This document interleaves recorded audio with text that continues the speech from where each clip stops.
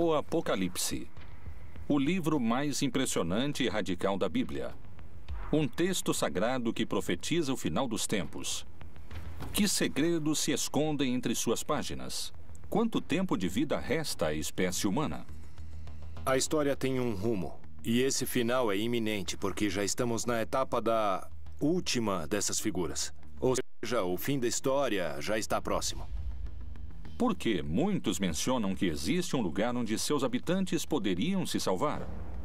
Segundo vários especialistas, dos 7 selos que compõem o Apocalipse, 5 já foram abertos, e agora o 6º está prestes a se abrir, o que trará a destruição de grande parte da população mundial.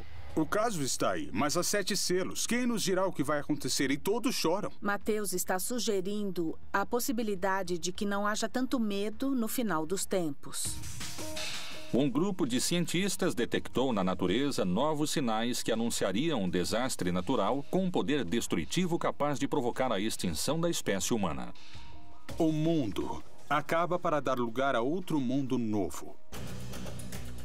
Desde o princípio dos tempos, há relatos bíblicos em que Deus ameaça com destruição total. A Torre de Babel, as estátuas de sal, o dilúvio universal e depois, a mais aterrorizante de todas, o juízo final. A história tem que terminar para dar início a um mundo novo. O Apocalipse, o começo do fim.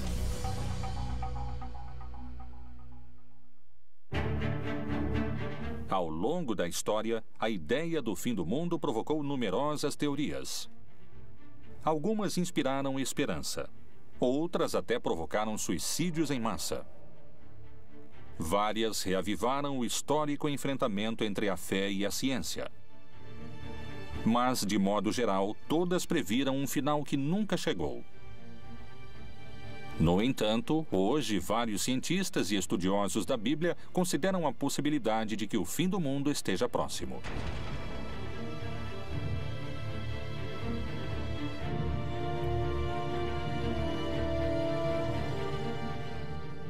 A grande quantidade de informações e o acesso imediato que temos aos fatos que acontecem no mundo nos levam a crer que são signos e sinais de que a profecia realmente está se cumprindo.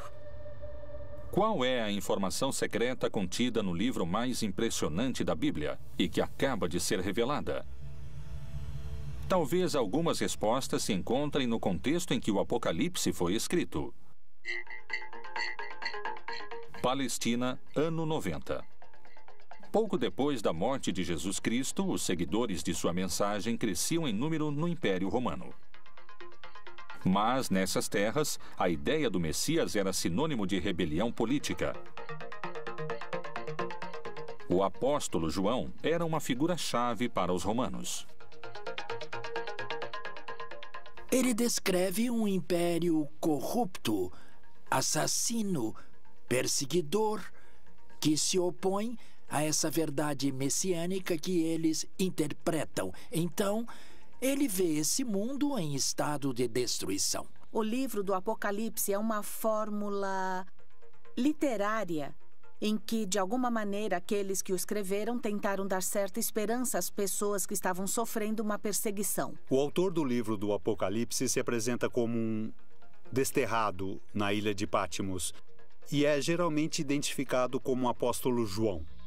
O Império Romano concedeu a João um destino mais benévolo que ao resto dos seguidores de Cristo. Ele foi exilado na ilha de Patmos.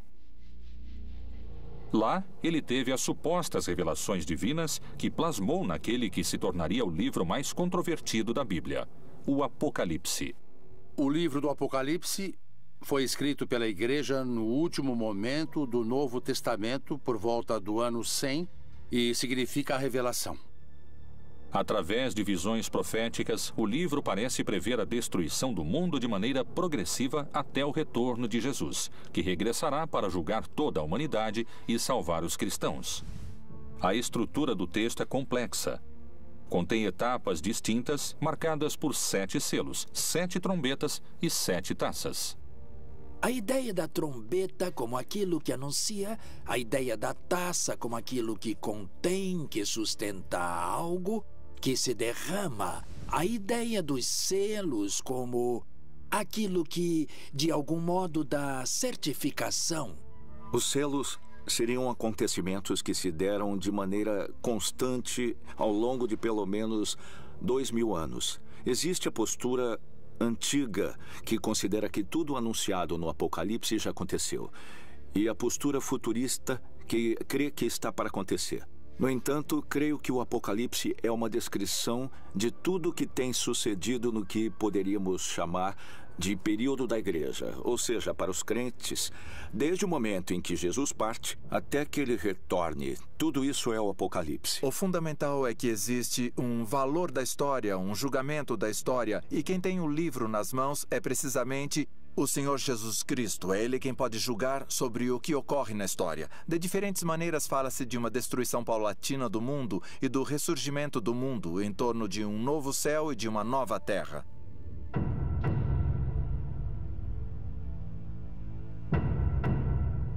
Até hoje, esse texto complexo tem suscitado todo tipo de interpretações.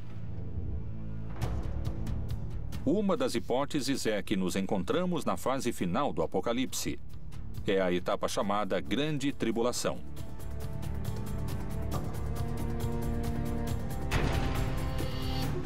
Esse período se caracteriza por um dado central: um personagem que chega depois de aberto o primeiro selo. Parei sobre a areia do mar e vi subir do mar uma besta que tinha 7 cabeças e 10 chifres. O que o Apocalipse diz é que então vai haver uma batalha em que o vencedor final será Cristo. Ele vai vencer o anticristo, a besta. Esta besta representa todo o poder contrário ao cristianismo. O primeiro selo é um cavaleiro branco que representaria os falsos cristos que vão se deixar enganar quando renunciam ao verdadeiro rei, que é Jesus. O texto narra que a besta tem tanto poder que vencerá todos que tentem enfrentá-la. Mas quem representaria a figura da besta? E quando acabarem seu testemunho, a besta que sobe do abismo travará guerra contra eles, e os vencerá e os matará. Através da história, esse personagem foi mudando em suas diferentes interpretações. Hoje, o líder da Igreja Católica identifica o anticristo com uma figura que surpreendeu sua própria comunidade. O Papa disse que o anticristo é a corrupção, e disse, em algum sentido, que é adaptar, é uma adaptação da Bíblia. João, que fala do anticristo no Evangelho, diz que o anticristo é aquele que não crê em Cristo, que nega Jesus. E o que está na Bíblia, quando diz que o número da besta é 666 ou 666, é que são letras. Porque em nenhum idioma antigo, nem o grego, nem o hebraico, nem o latim, havia números. Existiam números, mas eram representados com letras. Estão indicando um nome, e em hebraico é César. Então, pode ser que represente o poder político que ataca a igreja. A condenação dos corruptos pelo chefe máximo da igreja causou impacto ao expor a figura do anticristo. O diabo é uma configuração que pode ter expressões muito claras em personagens nefastos da humanidade, como Hitler, como Videla, como Pinochet ou uma pessoa como Stalin. Pessoas horríveis da humanidade, mas não sei se o diabo se encarnou nelas. Eu acredito que eles foram expoentes da maldade, que seria atributo do diabo.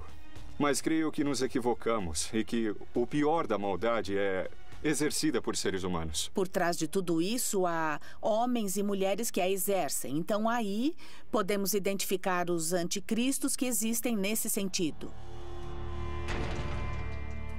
Segundo a tradição cristã, se acreditamos no anticristo na Terra, poderíamos afirmar que o primeiro selo já foi aberto.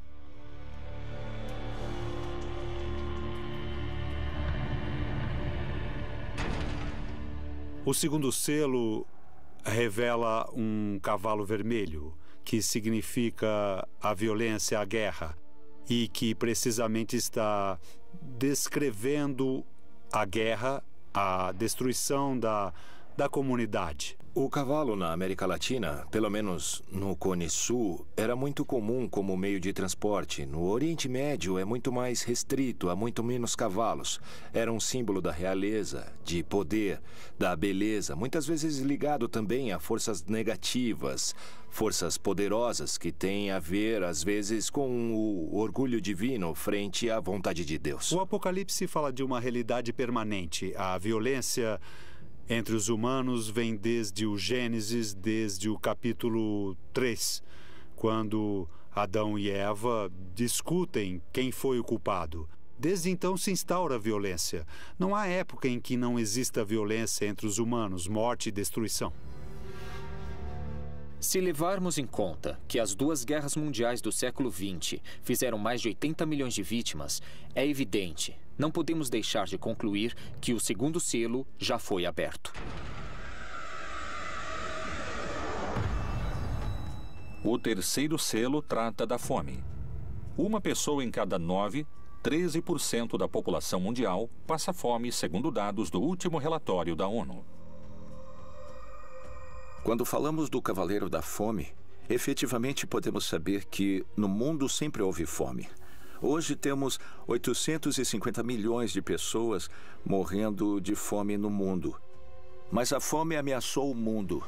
É um cavaleiro que cavalgou ao longo de toda a história de toda a humanidade. Cada novo selo é muito mais poderoso que o anterior e faz mais vítimas na Terra. Se tivermos em conta a fome que hoje existe na Terra, definitivamente podemos dizer que o terceiro selo do Apocalipse foi aberto. O quarto selo é um cavalo preto, que desencadeia muitas enfermidades, a peste. E é algo que também pelos meios de comunicação conhecemos globalmente. Sabemos bem o que está se dando com as epidemias, com as endemias no mundo todo, e certamente nos faz refletir que isso estava anunciado ou estava dito no Apocalipse. O quarto cavaleiro do Apocalipse representa as diferentes pandemias que aconteceram no mundo. Podemos também situá-lo ao longo desses 20 séculos, desde a peste antonina, do ano 160 depois de Cristo, até a época de Justiniano, em que houve outra pandemia importante. No século XII, houve a peste bubônica e no século XIV a peste negra. Como resultado, a população da Europa perdeu 1/4 de sua população. É muito interessante porque há uma parte do livro do Apocalipse que diz que 1/3 dos homens morreriam. Por estas 3 pragas foi morta a 1/3 parte dos homens. Pelo fogo, pela fumaça e o enxofre que saíam de suas bocas. E houve momentos na história em que literalmente morreram 1/3 ou 1/4 dos homens. E na nossa época, já no século XXI, estamos diante do H1N1 ou diante da epidemia da AIDS, ou o risco de uma guerra bacteriológica. Tudo isso tornaria perfeitamente textual uma praga como o quarto cavaleiro do Apocalipse. Alguns especialistas afirmam que todas essas doenças são sinais de que o quarto selo já poderia estar aberto. Segundo o Apocalipse, os 7 selos vão deixando em seu caminho guerra, fome, morte e destruição. Com cada abertura, o fim dos tempos e a batalha final parece estar mais próxima. O quinto selo não menciona uma forma de destruição como os outros, mas descreve o pedido dos mártires para que chegue a hora do juízo final. Mártir em grego significa testemunha. Esse quinto selo representaria os crentes de toda a história que estiveram dispostos a pagar com sua vida. A afirmação de que Jesus é o Senhor e o Salvador. Eles clamam a Deus pelo fim da perseguição, pelo fim da destruição. E é isso que nos revela o quinto selo, a visão dos santos, pedindo o final dos tempos. No entanto, a resposta é o que há de mais tremendo no Apocalipse, o mais difícil de aceitar e acreditar. Há que se cumprir o número. Eles devem ter paciência, porque a destruição vai continuar, ninguém sabe quanto tempo. Mas o cristão precisa confiar que Deus sabe quando e como vai terminar. Segundo algumas interpretações, os infortúnios mencionados nos primeiros selos, a fome, as guerras e as doenças, já aconteceram. E, pelo contrário, os fatos prenunciados pelo sexto selo, o mais temível e dramático de todos os narrados no livro do Apocalipse, estaria por acontecer. E, para muitos, suas consequências são impossíveis de conter. Quais são essas catástrofes? De que tempos estamos falando? Há alguma possibilidade de deter essa contagem regressiva?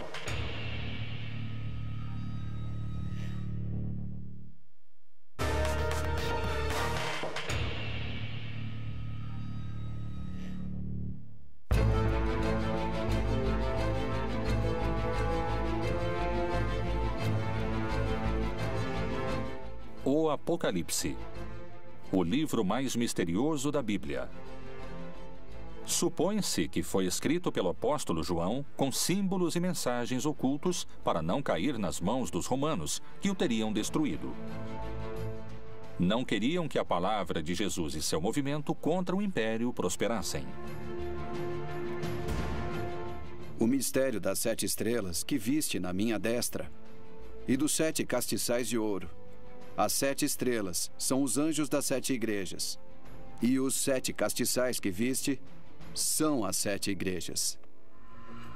Quando João, no Apocalipse, fala das 7 taças, das 7 igrejas, das 7 luzes, está falando de tudo relacionado com os últimos tempos e está falando numa linguagem apocalíptica. A linguagem apocalíptica não tem nada de literal. Não se pode ler exatamente como está lá. É eufemística. Então, deve-se interpretá-la como sinais de difícil compreensão, como uma linguagem deliberadamente crítica. O número 7 representa um ciclo, assim como a semana. Se falamos das 7 igrejas ou dos 7 anjos. Mas também pode ter aspecto negativo se falamos do dragão, que é o diabo com 7 cabeças, ou da grande Babilônia, que está sentada sobre 7 montes. João visualizou bestas, monstros e enormes catástrofes naturais que destruiriam o mundo. No entanto, também descreveu um lugar que será salvo. E eu, João, vi a santa cidade, a nova Jerusalém, que de Deus descia do céu, adereçada, como uma esposa ataviada para o seu marido. Portanto, a chave para entender o Apocalipse é ver na Nova Jerusalém o novo povo de Deus. Diz que é dourado ou que é de ouro, porque o ouro no Apocalipse representa o caráter de Deus. Os crentes no final estarão tão cheios de amor, uns pelos outros, tão cheios de amor a Deus, que isso é descrito como uma cidade dourada. O Apocalipse fala de uma nova Jerusalém. Quando o Apocalipse foi escrito, ou pelo menos quando foi editado, a cidade de Jerusalém já havia sido destruída. Estava em ruínas. Quem são esses eleitos mencionados no texto sagrado? Como é o povo que se salvaria do fim anunciado pelo Apocalipse? Poderia existir no mundo um lugar com essas características? Michoacán, México. A quase 700 quilômetros ao sul do Distrito Federal, na chamada Terra Quente do estado, encontra-se Nova Jerusalém. Essa localidade é, ao mesmo tempo, uma cidade e uma comunidade religiosa. Seus habitantes têm uma interpretação particular do Apocalipse. Aqui no México temos um estado que se chama Michoacán, onde um sacerdote, o padre Nabor, por volta de 1973, iniciou um movimento para que seus paroquianos fossem viver em comunidade. Em Nova Jerusalém há um povo muito crente que acredita que com suas rezas vão salvar o mundo.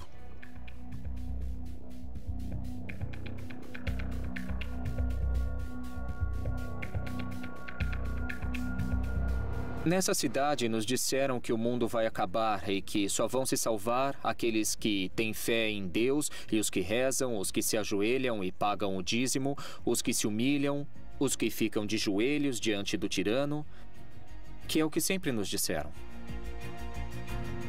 Como começou essa ideologia que hoje define a vida cotidiana de cerca de 2.500 pessoas?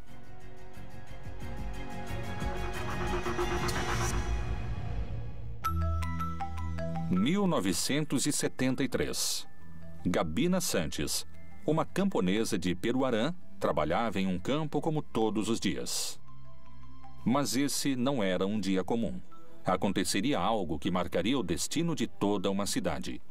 Em 9 de junho, de manhã, dizem que a Virgem apareceu para uma senhora dentro desse espaço em que hoje está situada em Nova Jerusalém. E que lhe deu uma mensagem. A mensagem era que ela dissesse ao mundo para fazer penitência e que tivessem fé no Santo Rosário, porque o mundo estava perdido, que a humanidade estava perdida. Até aquele momento. A construção da cidade aconteceu com a fé na aparição da Virgem. E depois começaram a vir, primeiramente, os habitantes vizinhos daqui. E nessas peregrinações, alguns resolveram morar aqui.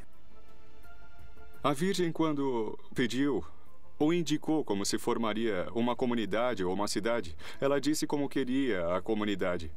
Pediu que fizesse uma cidade, mas disse que queria um lugar pobre e simples, onde ela pudesse recolher acolher seus filhos que fossem vê-la. Queria pessoas simples, pessoas de coração puro, capazes de uma entrega limpa. E indicou que tinham que fazer um lugar diferente de qualquer outro para salvar o mundo. A primeira mensageira e o primeiro líder espiritual morreram há alguns anos. Assim, o dom de receber as supostas mensagens e a liderança dentro dessa comunidade coube a outras pessoas. Hoje, se supõe que uma mulher é a encarregada de se comunicar com a Virgem e existe um líder que determina os destinos da cidade. As regras são muito rígidas. Nós somos fiéis à Virgem do Rosário. Acreditamos nela, acreditamos na sua aparição, acreditamos na maior parte das mensagens que transmitiu do ano de 73 ao ano de 81. A devoção a ela se dá em primeiro lugar com o Rosário. Rezar o Rosário, levá-lo consigo, é dessa maneira que se dá essa devoção. As condutas proibidas em Nova Jerusalém são basicamente não usar tecnologia, como telefones celulares, internet, redes sociais. Em termos de roupas, para as mulheres, não usar decotes nem minissaias. E rezar diariamente, 2 vezes por dia, 3 vezes por dia, pagar o dízimo. Está proibido o namoro, está proibido a educação laica, está proibido o futebol. Ou seja, basicamente as crianças não têm nenhum tipo de distração e passam o dia inteiro rezando.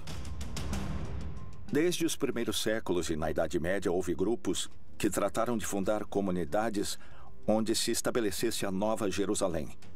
E especialmente quando a América foi descoberta, vários grupos puritanos, incluindo alguns seguidores de Colombo e o próprio Colombo em seu livro de profecias, achavam que haviam chegado a um lugar onde a Nova Jerusalém seria estabelecida. Então a Nova Jerusalém em vários lugares da América Latina representa a Nova Israel, ou seja, os crentes judeus e não judeus do mundo todo, que no final dos tempos serão um conjunto de seres humanos que adquiriram um caráter parecido ao de Deus e, portanto, é representada com o ouro como uma cidade resplandecente, porque sua natureza é uma natureza sublime.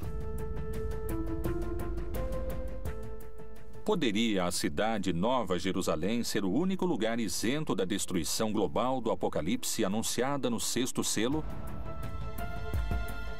Talvez só o tempo tenha a resposta. E quais são os desastres descritos no 6º selo do Apocalipse? Fala de cataclismos e de fenômenos naturais, que também são destrutivos para a comunidade perseguida, mas que refletem de modo mais direto que é Deus quem controla a história. Porque é Ele que, nesse caso, desencadeia os fenômenos naturais. Nos 4 primeiros cavaleiros, quem os desencadeia são os inimigos. Mas, nesse caso, é Deus mesmo quem controla a natureza. Em toda a Terra vai haver um grande terremoto que dará origem ao começo desse cataclismo apocalíptico que marcará a diferença entre o fim dessa época, ou éon, e o novo éon, ou a vida eterna. Uma das teorias sobre Nova Jerusalém indicaria que essa comunidade também seria protegida desse último selo. Ela tem características geológicas em seu subterrâneo, onde se juntam placas de cobre, ferro e metais, que tornam a terra mais forte para resistir a um tremor. Possíveis coincidências se ocultam entre os textos do Apocalipse. Será a natureza quem definirá o final dos tempos? Que segredos se escondem entre suas páginas em relação a terremotos e vulcões?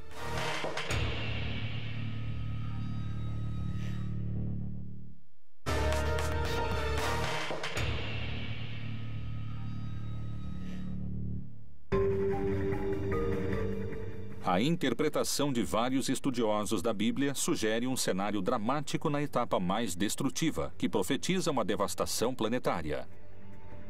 O que é o Anel de Fogo?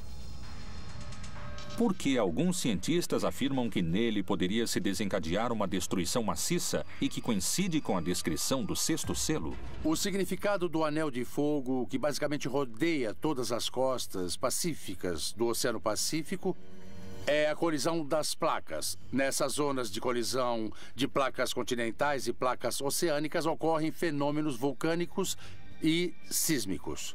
Isso coincide basicamente com o Cinturão de Fogo, o Anel de Fogo do Pacífico. De que modo estão mencionadas no livro do Apocalipse as consequências do sexto selo?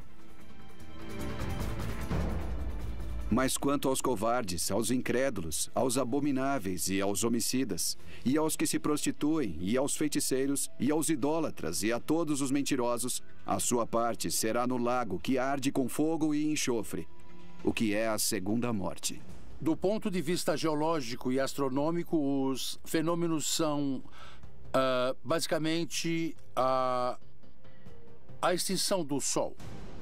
O Sol vai passar a ser um gigante vermelho, aumentará significativamente de volume e absorverá nesse crescimento tanto Mercúrio quanto Marte. A proximidade do Sol fará com que o planeta se aqueça muitíssimo e, nesse momento, desaparecerá a vida. E havendo aberto o sexto selo, olhei, e eis que houve um grande tremor de terra.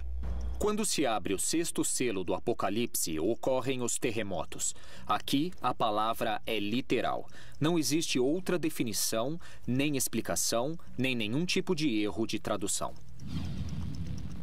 O reaquecimento poderia estar simbolizado pelo fogo, mas parece que esse não é o único desastre natural possível. A mensagem da Virgem de Nova Jerusalém anuncia que o final também poderá chegar através de grandes terremotos. Qual é a visão dos cientistas? Tal como o Anel de Fogo, também existe um risco maior de terremotos na América Latina?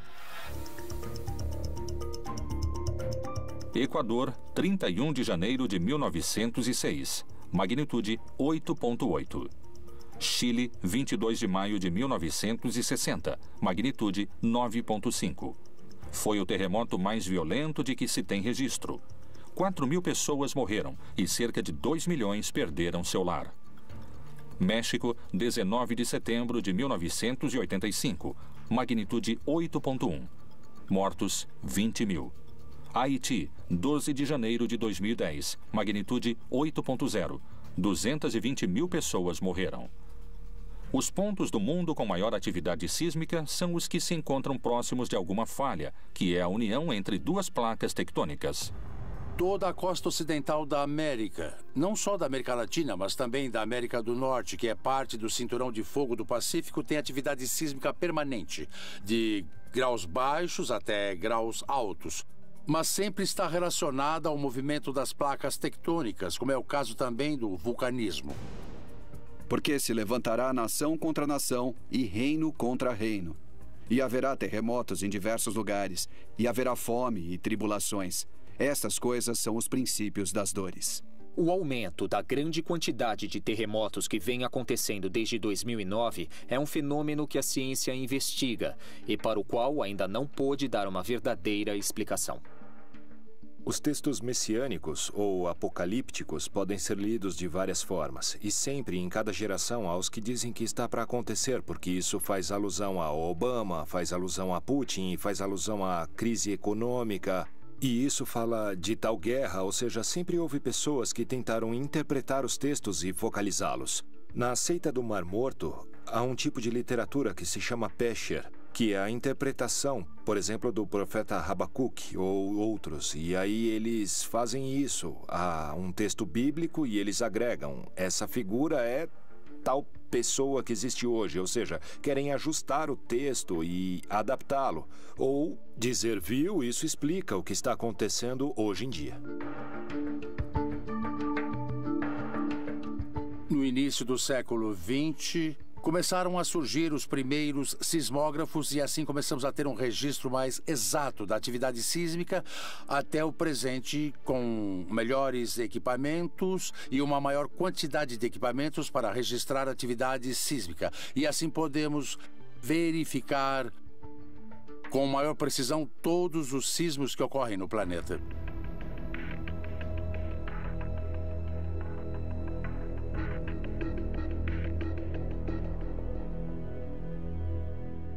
O sexto selo do Apocalipse descreve um grande terremoto e também a ideia de que os céus se revolveram como se formando um rolo. Agora, é claro, toda a descrição desse selo é feita com as palavras da cosmogonia antiga. Os mais céticos afirmam que faltam muitos anos para o fim do mundo. Esse é um fenômeno que não ocorrerá em menos de 4 a 5 bilhões de anos.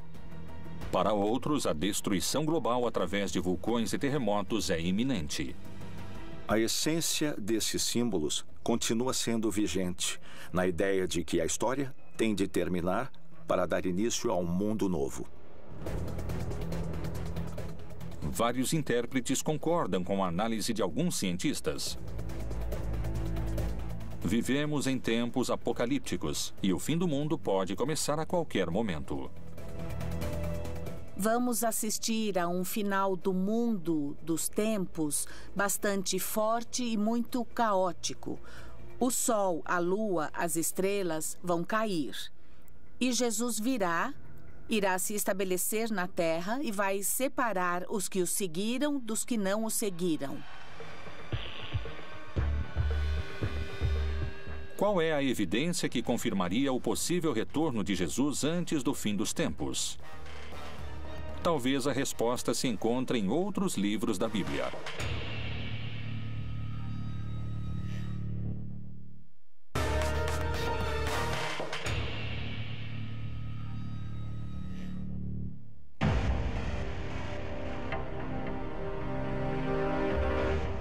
O Apocalipse é o livro mais antigo e controvertido da Bíblia.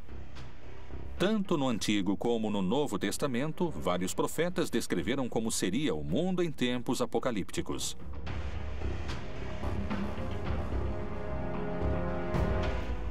E este evangelho do reino será pregado em todo o mundo, em testemunho a todas as nações. E então virá o fim. No Evangelho de Mateus, nos capítulos 24 e 25, utiliza-se essa expressão literária para falar do final dos tempos, mas utilizando o personagem de Jesus. Mas o interessante do Apocalipse é que matam os que não creem, os que não seguem Jesus, os que não foram fiéis a Jesus. O povo cristão não deveria ter medo de ler o Apocalipse, porque é para aqueles que não foram fiéis a Jesus. Se eu fui fiel a Jesus, estarei do lado daqueles que irão se salvar.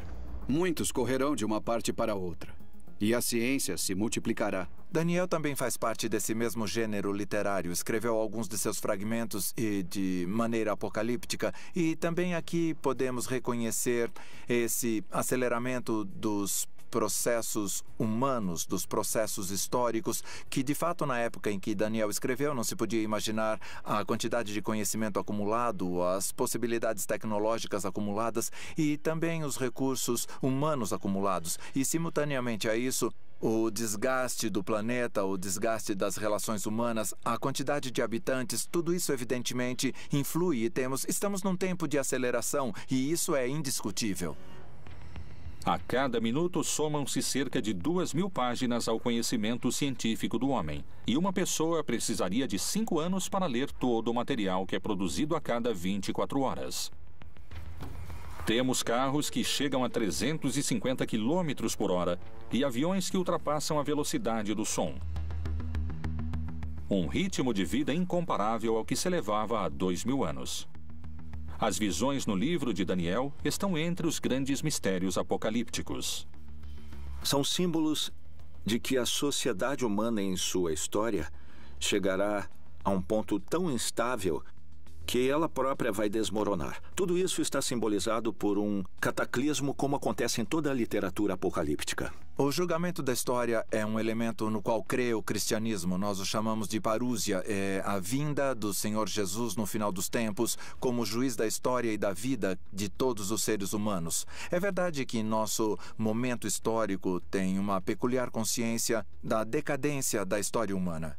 Entendemos o que é o fim do cosmo, também imaginado do ponto de vista físico. Podemos falar dessa expansão do universo que tende a um esfriamento global, não um aquecimento global do planeta, porém mais amplamente.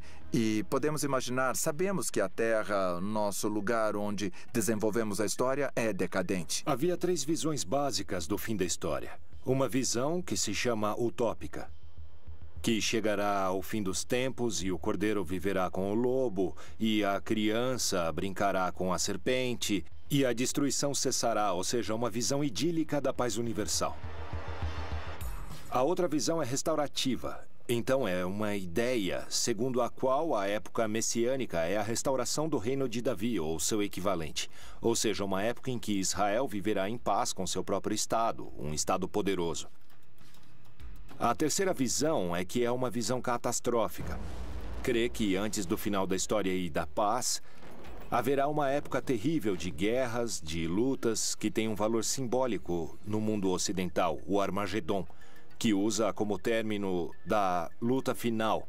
Mas em hebraico é Armegido, o Monte Megido, um lugar que fica ao norte de Israel. Pode-se estar no meio do Armagedon e ver esse lugar, que é uma cidade que teve uma grande história na época bíblica, a cidade de Megido. Então, nessa visão, antes que venha o bem e a paz, haverá uma época terrível de sofrimento, de guerra, de lutas. Além da referência precisa no 6º selo, há outra citação bíblica que menciona luas de sangue como um sinal do fim. O sol se converterá em trevas e a lua em sangue, antes de chegar o grande e glorioso dia do Senhor. Lucas, no livro dos Atos dos Apóstolos, fala de uma lua vermelha. No entanto, se refere ao Antigo Testamento, algo que está anunciado no Antigo Testamento. Pois em muitos livros do Antigo Testamento fala-se do fim, sobretudo da vingança de Deus ou do dia de Yahvé, em termos apocalípticos. E esse gênero literário utiliza imagens cósmicas tremendistas. Sem dúvida, cria uma imagem que havia no Antigo Testamento para simbolizar algo catastrófico, uma intervenção de Deus especial. Alguns se baseiam em dados científicos. Outros na fé e em sua própria interpretação desses textos sagrados. Muitos afirmam que estamos a caminho de abrir o 7º selo e que começou a contagem regressiva.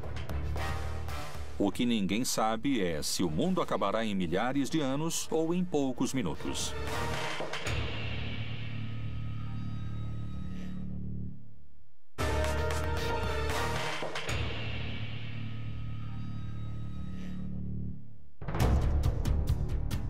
As profecias apocalípticas têm um espaço próprio no livro mais importante da história, a Bíblia.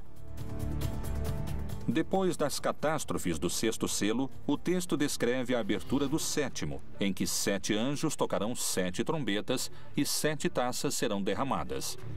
Esse selo anuncia o fim dos tempos e a batalha final. E vi outro grande e admirável sinal no céu. 7 anjos que tinham as 7 últimas pragas, porque nelas é consumada a ira de Deus. Na verdade, o sétimo selo supõe o fim da história, o fim das perseguições, o triunfo dos eleitos, a derrota dos malvados, da besta, do dragão, etc.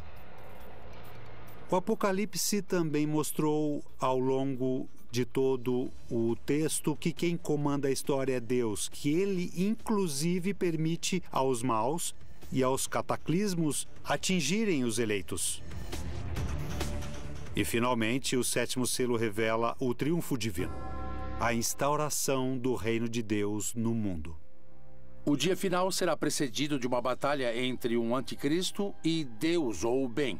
O que o texto está dizendo é que há um momento final da história em que o bem vence, e vence de uma maneira definitiva, e que Jesus, que venceu a morte, voltará numa manifestação gloriosa. Isso se chama Parúzia, a segunda vinda de Jesus. É um dia de júbilo, de vitória para aqueles que creem em Jesus. O texto diz que esses horrores vão terminar e que haverá um juízo final no qual serão castigados todos os opressores, ou seja, todos aqueles que nos fazem sofrer e que finalmente serão castigados porque finalmente triunfará a libertação.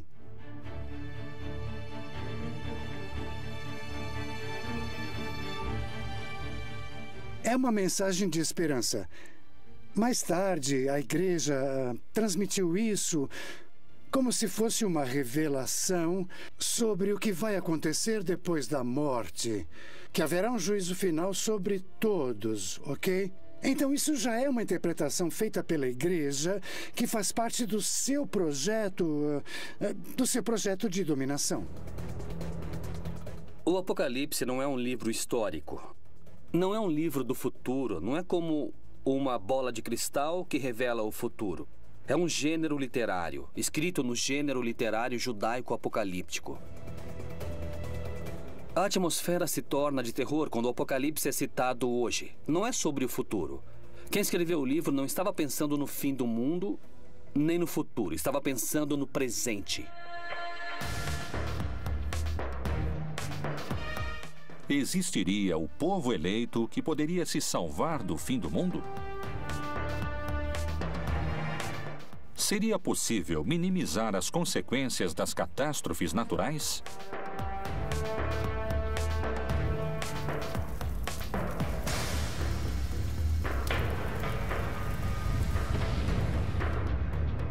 Se as interpretações recentes estiverem corretas, estaríamos em contagem regressiva? Seria preciso um milagre para nos salvar? O Apocalipse seria o melhor roteiro de um filme de ficção ou a advertência de um final anunciado? Só o tempo trará essas respostas.